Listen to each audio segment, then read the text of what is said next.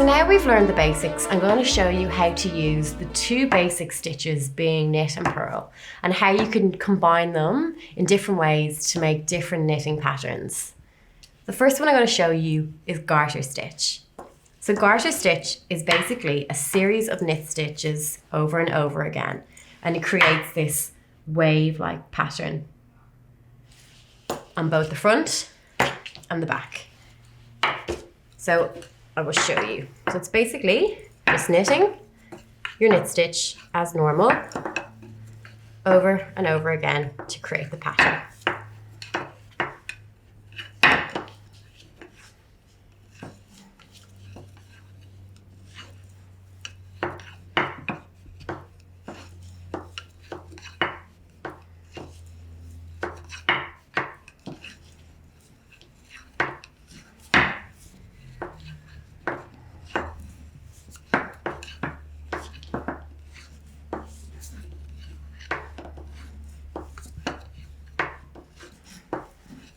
And there you have it. It's garter stitch. So the next stitch I'm going to show you is stockinette.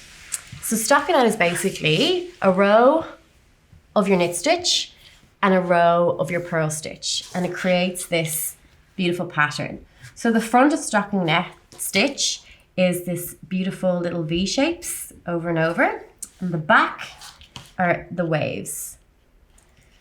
So let's get started. So for this, we are on a purl row. And the reason why we know that is that our yarn is at the back like this. So we're gonna do one row of purl.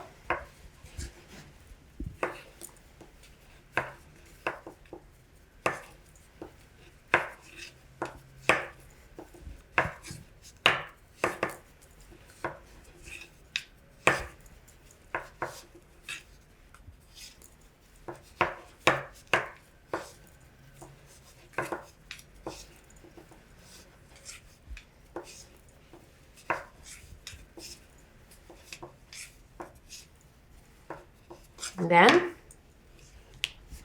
we'll do one row of knit stitch.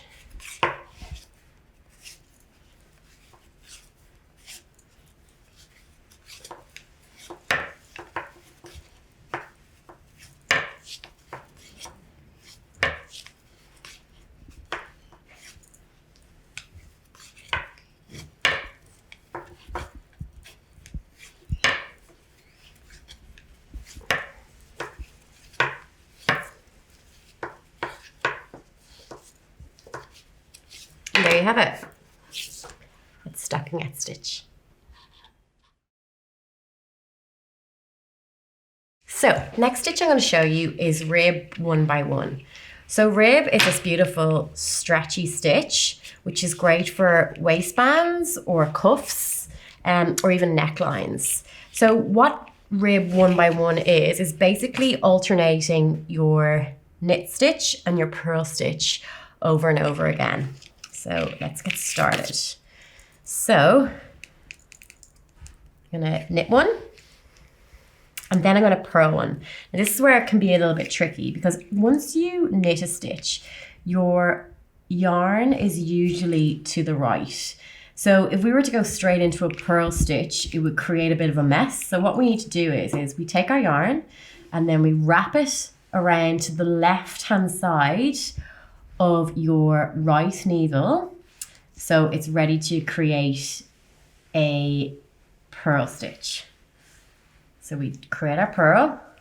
So now the yarn is at the front as if it's ready to create another purl stitch. So we need to wrap it around the back so we can do our knit stitch again. So I will show you till the end of the row. So bring it to the left-hand side to create your purl, and then back to the right to create your knit, and that creates this lovely pattern.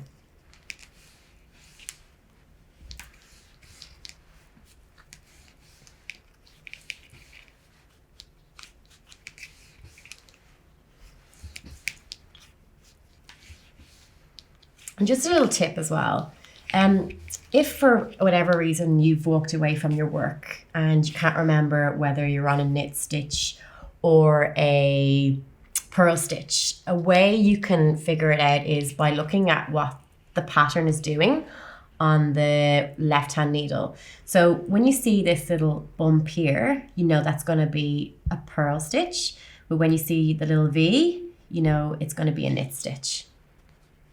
Trust me, it took me a while to figure that one out. Saves you having to unravel and start from the start of the row.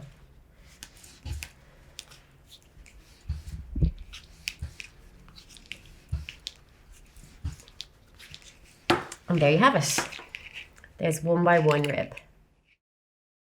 So the next stitch I'm going to show you is 2 by 2 rib. So it's very similar to 1 by 1 rib, but instead of doing alternating knit, purl, knit, purl, knit, purl, we'll be doing 2 knits, 2 purls, 2 knits, 2 purls. So again, this stitch is perfect for waistbands and cuffs and neck details. It also has that little bit of stretch, the same as rib 1 by 1, but it just gives you a little bit of a different finish, which you can see here. So let's start. So we will knit, knit, and then purl, purl, and then the same we will, because again your work is to the front, we need to bring it to the back to get into our knit stitch. So it's the same principle as the rib 1 by 1.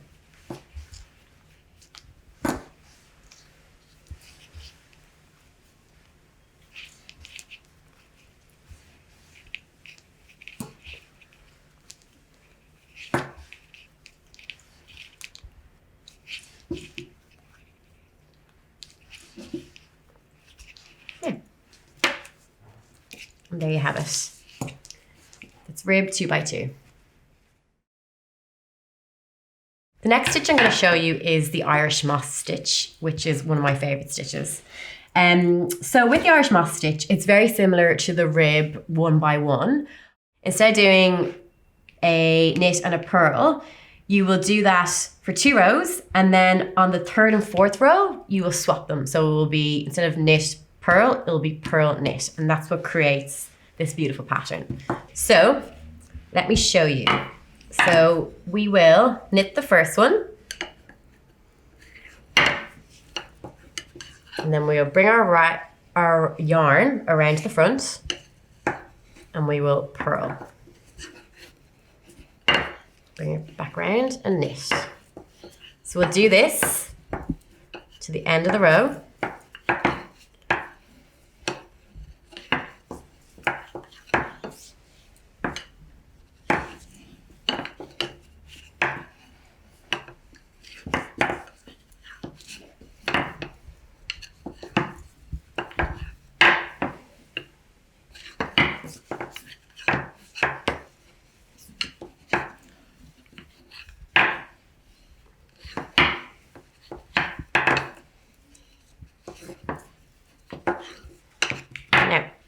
The next row, we will do the same again.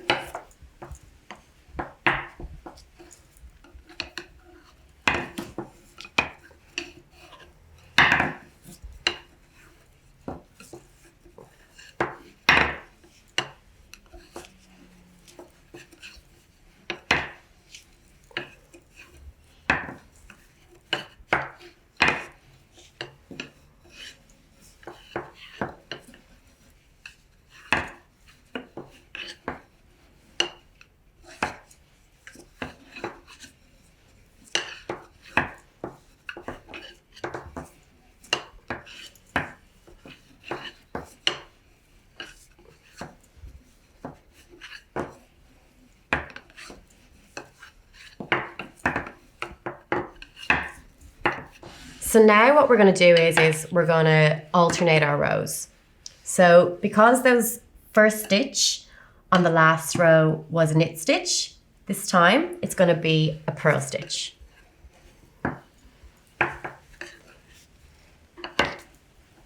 And our second stitch will be a knit stitch. We'll keep alternating till we get to the end of the row.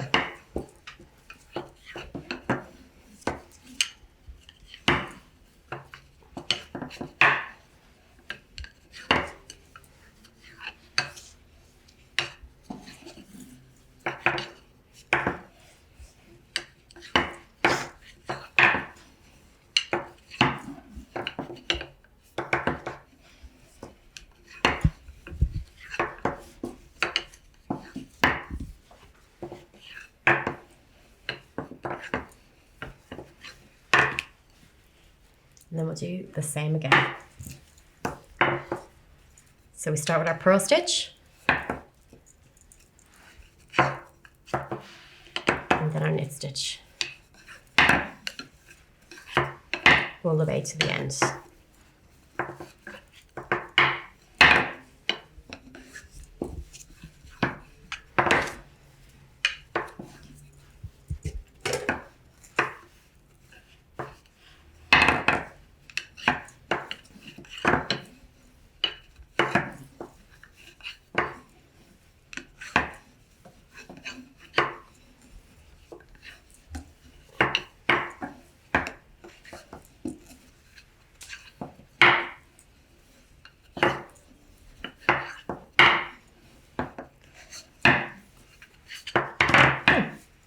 And there you have it. This is your Irish moss stitch. So the next stitch we're going to do is the broken moss stitch. So this is featured in our beautiful Mila scarf within the collection. So this is a beautiful stitch where it is actually alternating a line of just plain knit stitches and then a line of knit and purl. So I'll show you how to do that in a minute, but it creates this beautiful pattern, which you can actually, has a different pattern on each side and you can wear different ways. So that's one side. And then the other side creates this beautiful kind of bobbly effect. So it's quite a versatile stitch. The last row we did was a row of knit stitches. So now we have to do our alternating stitches. So we always start broken moss with a purl stitch. So let's purl the first.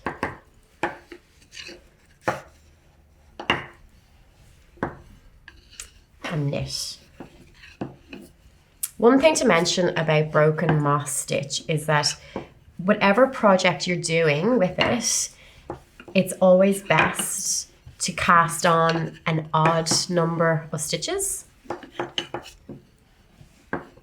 So we use this in our Mila scarf, which is 25 stitches long, which is an odd number,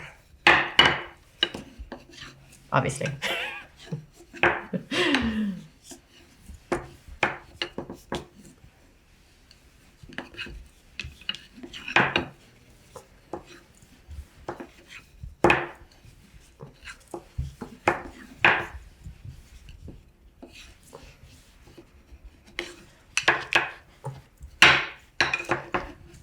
There you have it.